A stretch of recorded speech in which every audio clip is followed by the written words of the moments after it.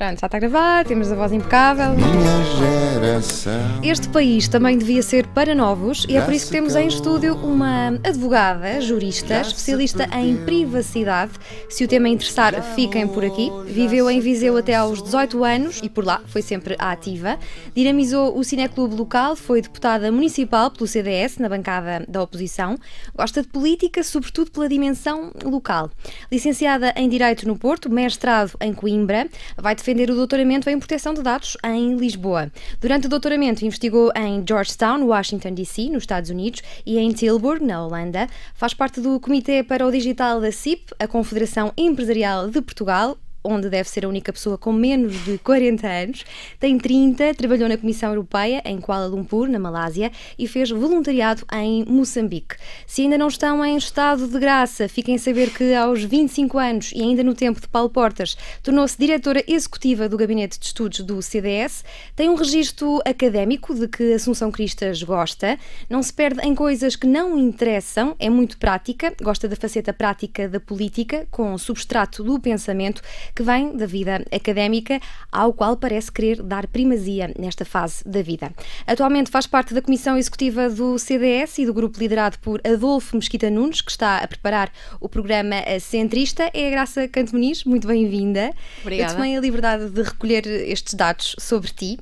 Podia ter recolhido outros, há muita informação tua na internet. Tens um belíssimo percurso, tez um blog, graçacantomuniz.blogspot.com, que aconselho vivamente, fez-me as delícias, tirei ótimas sugestões de filmes e por isso agradeço-te e pergunto-te se ainda é possível existir na sociedade de forma anónima. Essa é uma pergunta difícil. É possível existir na sociedade de forma anónima, mas tens de aceitar uma certa exclusão da maior parte do espaço público relevante de hoje em dia, das redes sociais e da internet, sobretudo. E qual é que é o pior fim que pode ser dado aos nossos dados? O pior fim acho que é utilizá-los de uma forma que tenha consequências na tua vida que tu não consegues prever nem consegues antecipar. Acho que é o principal problema. Portanto, haver informação sobre ti que está a ser usada por terceiros, que tu não conheces, e que não sabes o que é que vão fazer com ela. Mas nós também tiramos benefícios de disponibilizarmos dados sobre nós. Claro, não é? Sim, eu não sou uma defensora, como é que eu ia dizer isto? Eu não sou uma pessoa que acha que a proteção de dados deve ser, ou a privacidade, que deve ser um valor absoluto sem olhar ao resto. Claro que não. E a própria legislação que tem sido pensada pela União Europeia nesta área está pensada nisso. É muito uma coisa que existe no direito de tentar conciliar os dois lados da balança em presença. Por um lado, os nossos direitos fundamentais, e, por outro lado, o reverso da medalha, que são as empresas que têm interesse em desenvolver os seus negócios nestas áreas da economia digital. Eu imagino que tenhas acompanhado com particular atenção e entusiasmo o caso do Cambridge Analytica.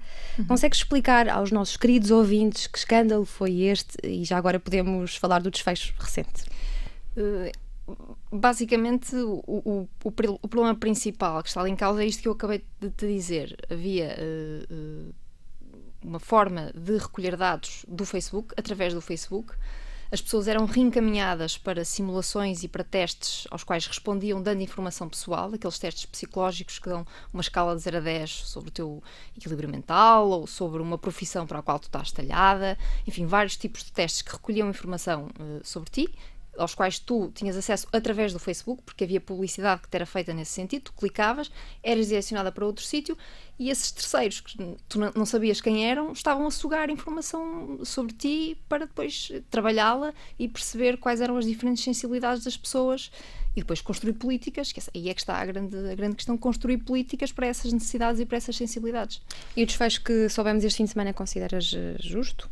Considero justíssimo. Aliás, acho que, bem, para as pessoas que nos estão a ouvir, que se calhar nunca ouviram falar da proteção de dados, a União Europeia tem tido um papel muito ativo na construção dos alicerces de uma economia digital que protege os direitos fundamentais, e os Estados Unidos, pelo contrário, não estão minimamente preocupados com isso. Claro que há quem diga que daqui vêm vantagens económicas, porque há menos travão ao desenvolvimento tecnológico e há menos controle dos riscos, digamos assim, que está associado ao desenvolvimento tecnológico.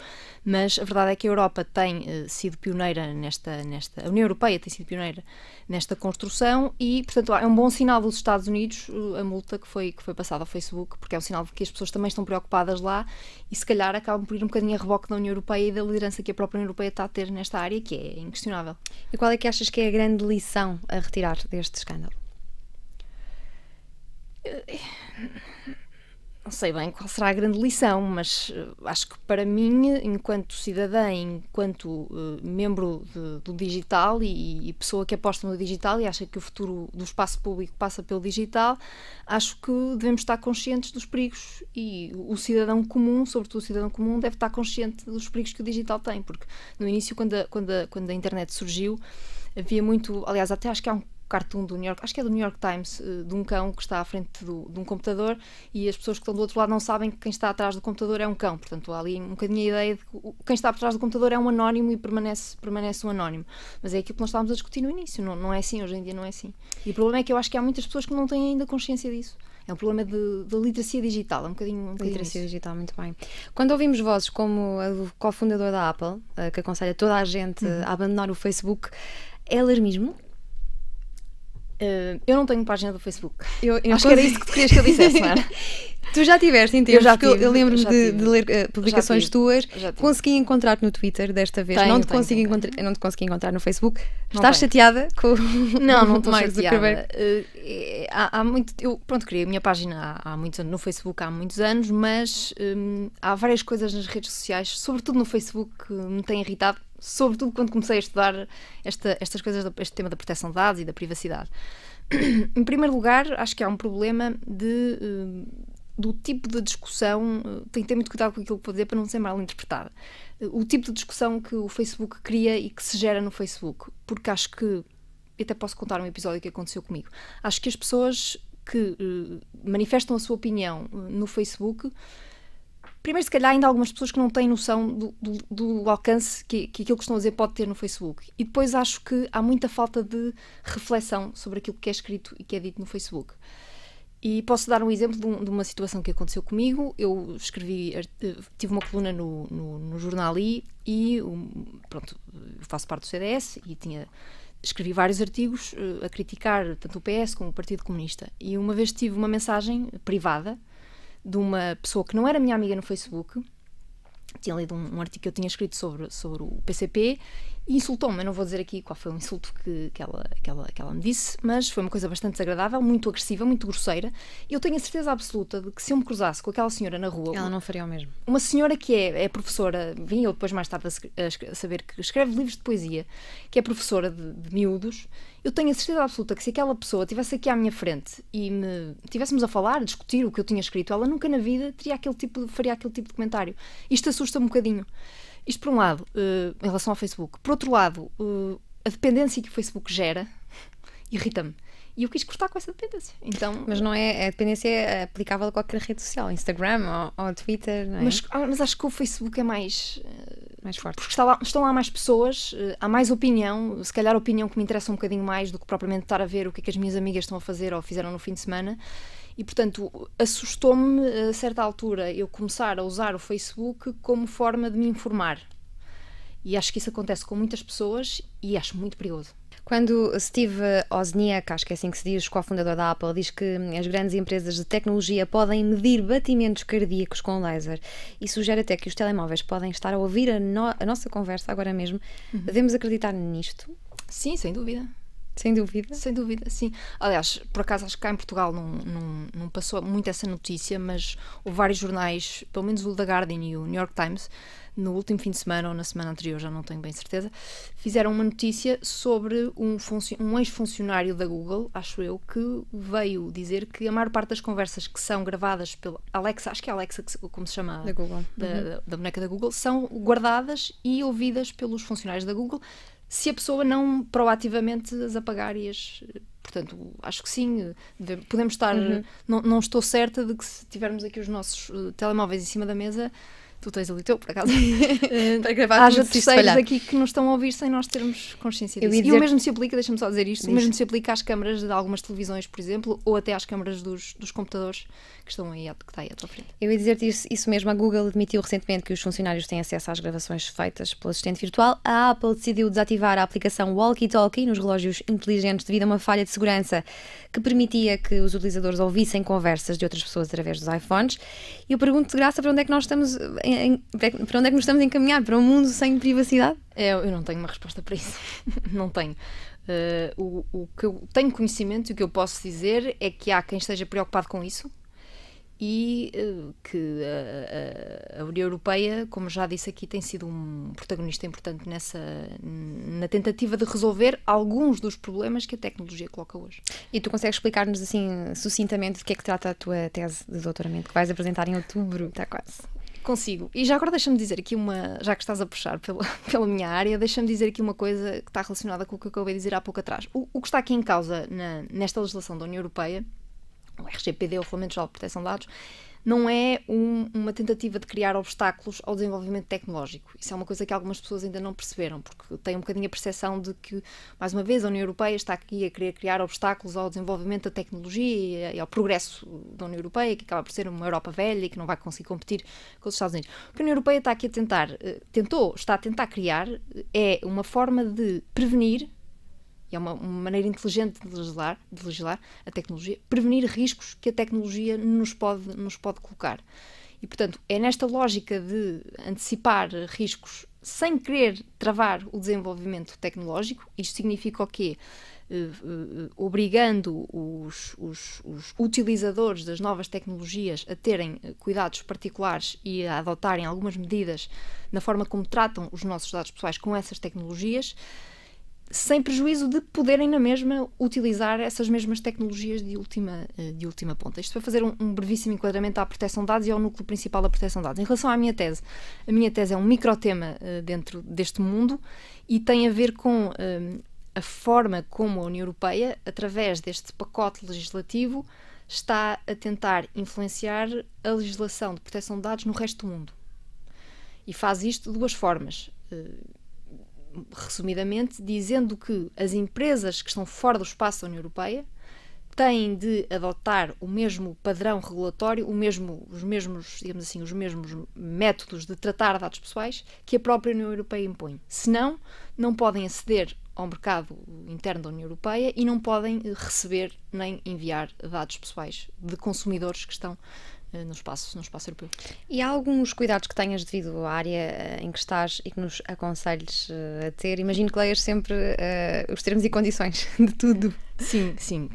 Mas além disso há outras coisas muito mais simples que as pessoas podem fazer, como por exemplo, no caso dos computadores, tapar a câmara com um magneto, hoje em dia um post-it, o que seja. Por exemplo, navegar sempre na internet com uma VPN, isso é uma coisa que a maior parte das pessoas nem sabe o que é uma VPN. Tu usas VPN em Portugal? Sim, em todo sítio, em todo lado, mesmo em casa. E depois, um outro conselho que acho que é muito importante é as pessoas evitarem ligar-se a redes públicas do Wi-Fi, como por exemplo o aeroporto, que dá sempre imenso jeito quando nós estamos à espera do avião. Está aqui a rede do aeroporto tão a jeito. É a primeira coisa que nós perguntamos em qualquer restaurante e café, qual é a password. Não é uma boa prática. Vamos então abandonar este capítulo e vamos entrar na campanha alegre que te levou a conhecer o CDS e mais tarde a fazer parte dele. Porquê é que acreditas mais no CDS do que nos outros partidos? Bem, entrar para um partido não é uma questão de fé. Começa logo por aí. E não foi essa a minha predisposição quando entrei para o CDS. Eu entrei para o CDS num contexto engraçado, em que na altura escrevia num jornal local, no Jornal do Centro, graças a um visionário viziense chamado Paulo Neto, que viu em mim uma aposta, lá está uma cara jovem no ambiente viziense da comunicação social, e na altura o Hélder Amaral, que é ainda hoje um dos rostos principais do CDS em Viseu, viu em mim uma potencial mandatária para a juventude da sua campanha à Câmara Municipal de Viseu. E eu, na altura, ainda não estava afiliada no CDS, estava em Viseu a trabalhar com o meu pai, que é advogado, e pronto, porque não? Tinha algumas ligações ao CDS anteriores, nomeadamente ao Francisco Mendes da Silva, porque o Francisco foi candidato à Câmara de Viseu antes do Héler Amaral, e um dos meus irmãos fez parte também da lista que o Francisco apresentou à Assembleia Municipal. E o primeiro contacto que eu tive com o CDS foi um contacto muito, muito engraçado, à volta de um porco no espeto em São Pedro de França, e logo ali criei imensa empatia. Não conhecia o Francisco, foi a primeira vez que eu estive com ele, e gerou-se imensa empatia entre mim e ele. Gostei muito das coisas que ele disse, da forma de estar em política, também é uma coisa importante. E mais tarde, quando o Hélder me convidou, aceitei, consegui conhecer mais pessoas do CDS. Percebi, isto é uma coisa importante que eu gosto sempre de dizer, que o CDS não é, ou melhor, aquilo que dá vida ao CDS é aquilo que mobiliza o CDS em campanha e que enfim, dá vida ao partido, não são uma cambada de betos e de betas, como muitas vezes se gosta de achar, ou de tios e de tias, ou de queques. Essas pessoas estão no CDS. Betolas. Essas pessoas estão no CDS, não vou negá-lo, mas aquilo que dá vida ao CDS e aquilo que eu conheci nesse momento não foram essas pessoas. E, portanto, gostei muito do convívio que tive, gostei da campanha que fiz, gostei daquilo em que participei e percebi que havia espaço para pessoas mais novas, para fazer mais coisas, para fazer outras coisas. E, portanto, foi nesta sucessão, nesta cadeia de acontecimentos e de empatias que se geraram e de amizades que se geraram e das ideias que fui ouvindo durante a campanha das pessoas que fui conhecendo que decidi entrar. Portanto, não é uma questão de fé. Tu agora fazes parte da direção do movimento 5.7, que tem um manifesto e defende que a direita está assim meio esfrangalhada do ponto de vista intelectual e cultural, não só partidário. Este movimento junta pessoas do PSD, do CDS, Aliança e até da Iniciativa Liberal. Onde é que querem chegar com este movimento? Eu acho que a maneira como eu vejo a intervenção pública, se quiseres assim, da direita e o pensamento ideológico à direita é que esse pensamento não deve ser produzido e não deve ser pensado no contexto dos partidos políticos. Ou seja, os partidos políticos devem ser fóruns onde a ideologia e as ideias ideológicas e políticas são tratadas e aplicadas na prática. Portanto, eu acho que a ideologia deve partir da sociedade civil e das bases.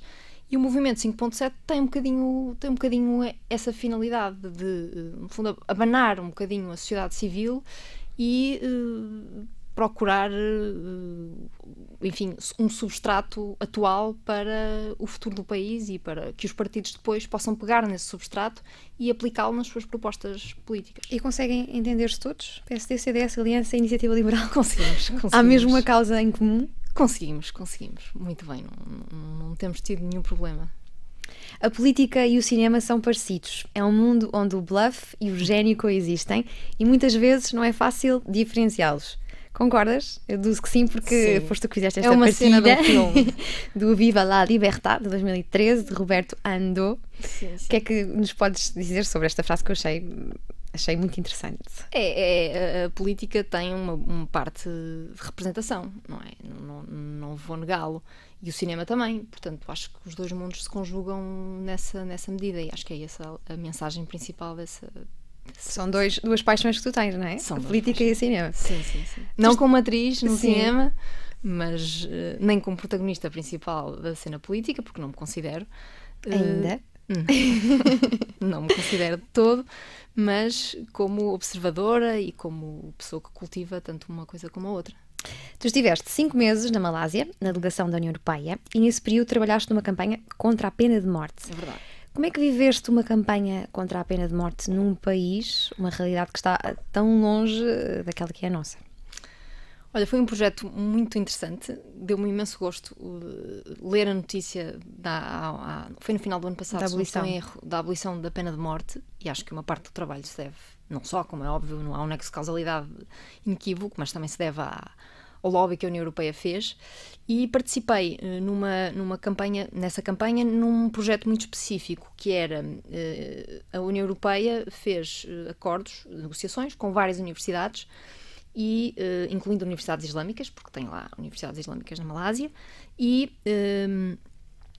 o que nós fazíamos era organizávamos debates com os alunos que se quisessem inscrever, Uns sim, a pena de morte deve continuar a existir, e outros não, a pena de morte deve ser abolida. E deu-me imenso gosto participar nisto, que é uma forma, digamos assim, soft e delicada de introduzir o tema na consciência das pessoas e da juventude, e foi uma experiência muito enriquecedora. Tive alguns episódios um bocadinho caricatos. Partilha connosco. Inclusive numa das reuniões, numa dessas universidades islâmicas, tive de sair da sala porque o nosso interlocutor não estava disponível para conversar com uma mulher, e portanto tive de chamar um colega que fosse homem. Mas eu sei que isto é um bocadinho polémico, mas eu na altura... É duro e custou-me imenso, mas eu na altura achei que, bem, eu estava ali não por minha causa, mas por um bem melhor, um valor mais importante, e portanto nem bati o pé, saí da sala e veio outra pessoa e negociou os termos da coisa. Quem te conhece diz que és uma devoradora de livros, de séries, de filmes, de paisagens e viagens, e há quem ache que este teu lado de apreciadora da vida pode chocar um pouco com a vida ativa na política partidária. A Graça gosta demasiado das coisas boas da vida para se meter na política a sério. Alguém me disse isto, alguém que te conhece relativamente bem. E também dizem que podias vir a ter um futuro brilhante na política. Como é que tu geres essas tuas duas características? Olha, tem sido a vida normalmente, no seu curso normal, que me tem dado resposta a essa pergunta. E, sobretudo agora, que poderia ser um momento decisivo da Graça, pós-doutoramento, doutorada, com um currículo impressionante, a Graça a assumir que quer uma participação política ativa e com mais visibilidade. Só que o problema é que eu tive 5 anos num quase isolamento para preparar a tese, que é entregar uma tese aos 30 anos. Eu na altura tinha 29, eu entreguei a tese em novembro do ano passado. Tinha 29 anos. Entregar uma tese de doutoramento com 29 anos em Direito implica muito sacrifício pessoal e muitos esforços. E, portanto, tive 5 anos nessa luta, digamos assim, nesse isolamento, e tive um bocadinho de sorte, mas também algum mérito próprio em escolher um tema que coloca imensos desafios no futuro, que é um dos alicerces da economia digital, que tem pontos com outros temas, como por exemplo as questões da cibersegurança e das intrusões em sistemas informáticos, e portanto custa-me um bocadinho agora largar tudo isto, todo este suor, sangue, suor e lágrimas destes últimos 5 anos e mergulhar numa vida política muito mais ativa. Portanto, eu acho que nos próximos anos vou-me dedicar muito mais, continuar a dedicar muito mais à proteção de dados e explorar o que a proteção de dados ainda tem para me dar, sem prejuízo, claro, de continuar a participar do CDS e a dar a minha opinião sempre que ela for pedida e valorizada. Isto é o que acontece a pessoas que têm muitas possibilidades à sua frente. Hoje podíamos estar diante de uma top model, não é? Mas não estamos. O que é que mudou na tua cabeça aos 18 anos, acho eu? Sim. Quando decidiste começar a sair desse mundo tão diferente daquele que é o teu hoje em dia? Bem, todos nós temos uma adolescência e uma idade adulta, não é? E eu na adolescência achava realmente que ia ter uma carreira de top model bestial. Cheguei a fazer algumas campanhas para algumas marcas, mas depois fartei-me, sabes? Então quando precisavas de mais? Então, nem é uma questão de precisar de mais, mas não me via. Foi divertido, foi engraçado. Olha, serviu muito. Eu era uma rapariga um bocadinho tímida. Serviu imenso para eu me desinibir à frente de uma câmara fotográfica, por exemplo, para eu estar à vontade à frente de pessoas que estão só a olhar para mim, que eu sou o foco da atenção. Uma entrevista na rádio, por exemplo, ou noutro tipo de circunstâncias que eu já estive, na academia, na universidade, em conferências, em discussões com as pessoas. Foi um exercício bom, foi engraçado, foi divertido, mas não era aquilo que eu queria. Mas os teus amigos diziam que vivias obstinada em querer orgulhar os teus pais, porque eles não simpatizavam muito com essa tua carreira de modelo. Achas que isso teve alguma influência em ti? Querias orgulhar os teus pais? Não é que não simpatizassem. A minha mãe, se estiver a ouvir o que tu estás a dizer, vai ficar desiludidíssima. Não é que nunca me disseram nada. Nunca disseram, Graça, não é, essa vida não é para ti, nós queremos outra coisa de ti. Nunca disseram isso. Agora, achei que não era para mim. Os meus pais não tiveram nenhuma influência mesmo nessa decisão. Fartei-me, simplesmente. Foste modelo na adolescência, deste a cara por algumas campanhas. És uma mulher bonita, está à vista de todos, e és uma mulher bonita no mundo de muitos homens, tanto na academia como na política. Numa altura em que se fala tanto de feminismo e da valorização da mulher no espaço de trabalho, sentes que ser mulher te prejudica, te beneficiou ou é completamente indiferente? Olha, Eu acho que é uma pergunta difícil, essa. Eu já senti na pele algumas, não diria discriminações, mas já me senti um bocadinho maltratada em algumas circunstâncias, não só por ser mulher, mas por ser mulher jovem e relativamente bem-sucedida.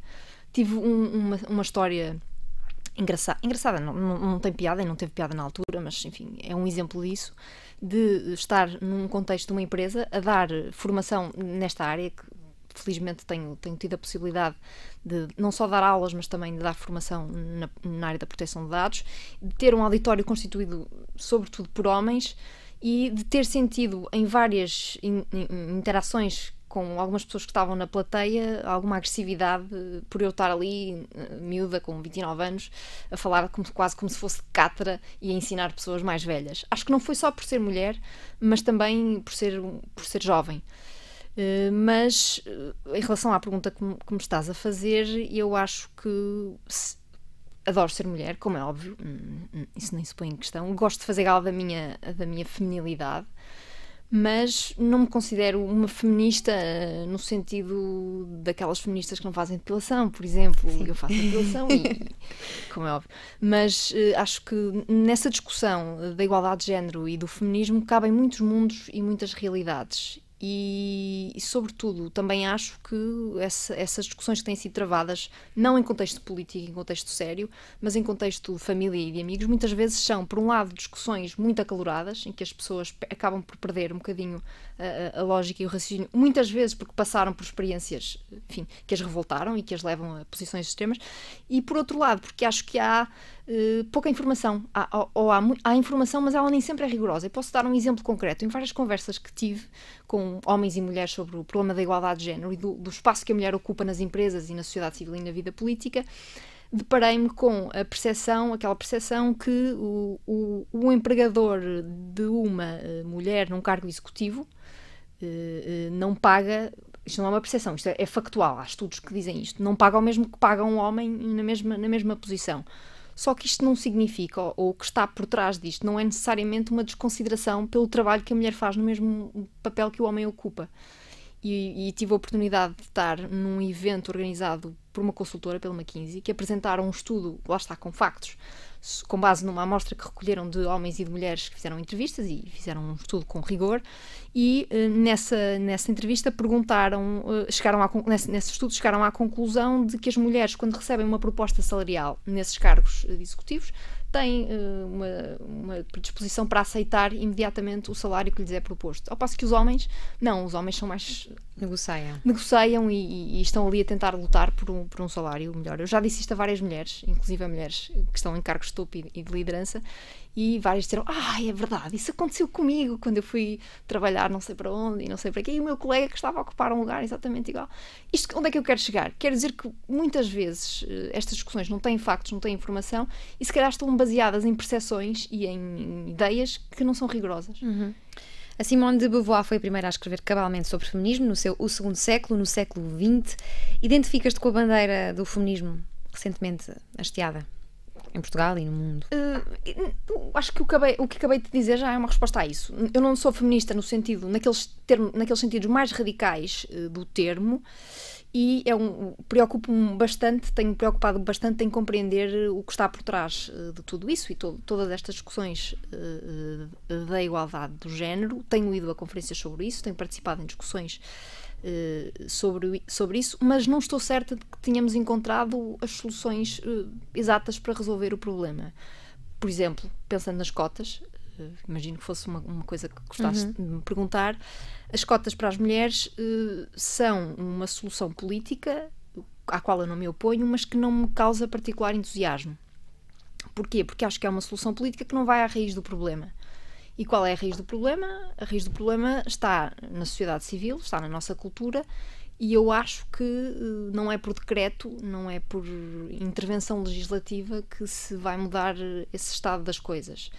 Acho que há um ciclo geracional que vai acabar e que provavelmente vai mudar um bocadinho a nossa cultura e a nossa sociedade, e acho, sobretudo, que as famílias têm aqui um papel muito importante em educar homens respeitadores e mulheres fortes e que saibam encarar as adversidades que a sociedade, não vou negar, lhes coloca. Vamos aqui deixar o feminismo, que tem estado em cima da mesa em discussões de família, de amigos, em todo lado, e vamos meter 3 nomes em cima da mesa: Adolfo Mesquita Nunes, Assunção Cristas, Francisco Mendes da Silva. Quem é a tua maior referência no CDS? Essa é uma pergunta mesmo para eu me queimar.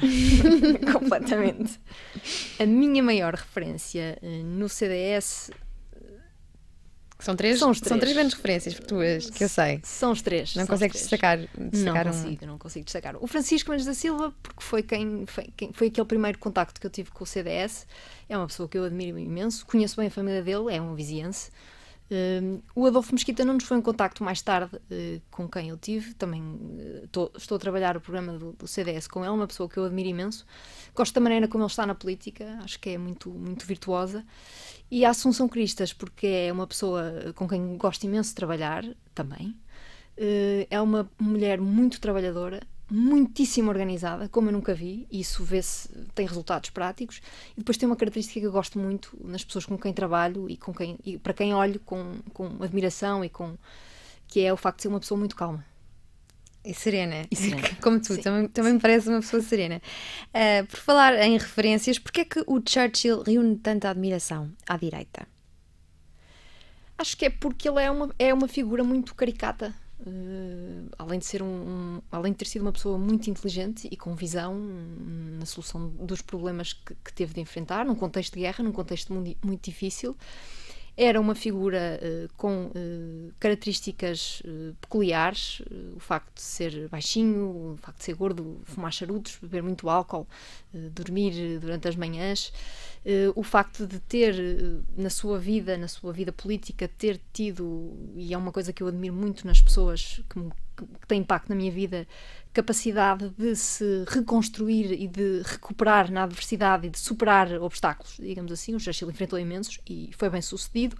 E depois tem outra característica que eu acho que é impressionante, que é o dom oratório.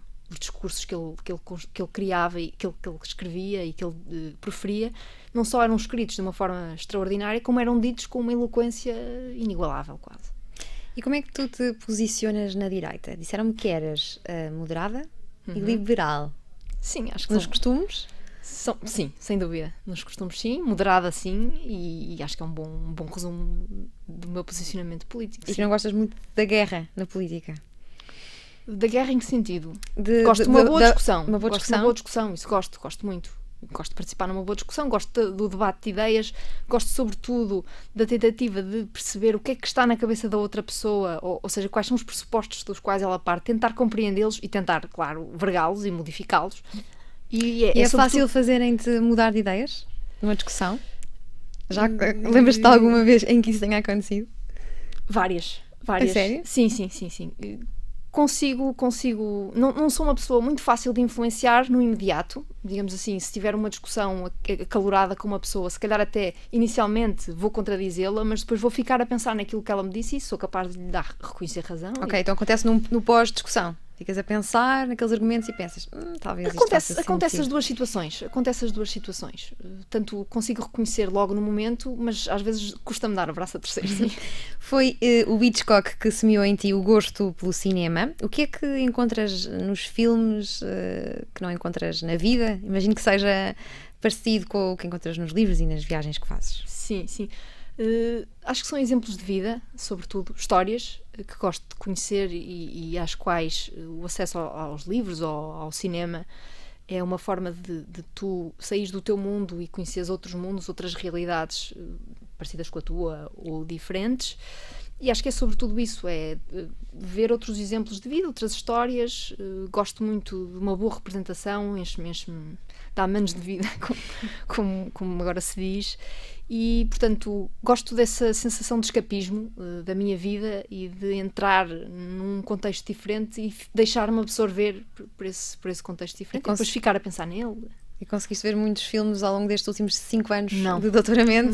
Não. Tem sido uma tortura. Infelizmente não. Não poderes. Infelizmente não. Se bem que cultivei, para me abstrair um bocadinho da proteção de dados e dos pensamentos jurídicos, cultivei um bocadinho de vez em quando ver um filme para me abstrair e lá está, escapar essas coisas. Como disse no início, tirei muitas sugestões do teu blog, graçacantomuniz.blogspot.com, e para quem ainda não visitou, consegues aconselhar aqui 3 belos filmes para ver este fim de semana, no sofá? É difícil também essa pergunta.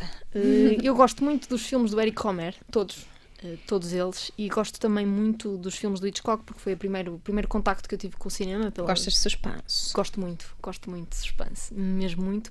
E o Hitchcock é um mestre de suspense, não é? Passo o clichê. E, portanto, qualquer filme do Eric Rohmer e qualquer filme do Hitchcock me enchem as medidas. Muito obrigada, Graça, por ter estado connosco no Observador. Eu Ternurenta, dona do seu nariz, teimosa e disciplinada. Em pequena dormia com a camisola do Futebol Clube do Porto para dar sorte nas vésperas dos jogos. Gosta de ver um bom jogo de futebol, mas sobretudo de jogar FIFA na PlayStation. Ganhou uma bolsa FCT através da Nova, por ter uma das médias mais elevadas do primeiro ano de doutoramento. Deu aulas na Nova, na Católica e na Lusófona. Teve uma bolsa de mérito da Universidade de Coimbra em 2012. Ganhou o Prémio Europeu António Sousa Franco em 2015 e é já dia 10 de outubro que vai defender o doutoramento em proteção de dados na Universidade Nova de Lisboa. São estes os dados principais da Graça Cantomuniz, que nos fez companhia na última hora no Observador. Não a percam de vista, porque nós também não. Poderá uma pobre canção contribuir Passou para a a tua correr! geração. É verdade. Esta Foi mais rápida de sempre, mas mesmo assim foi tempo. Também é bom sinal. Que vamos fazer? Isto fica aqui ou vai ficar assim? Podes deixar aqui.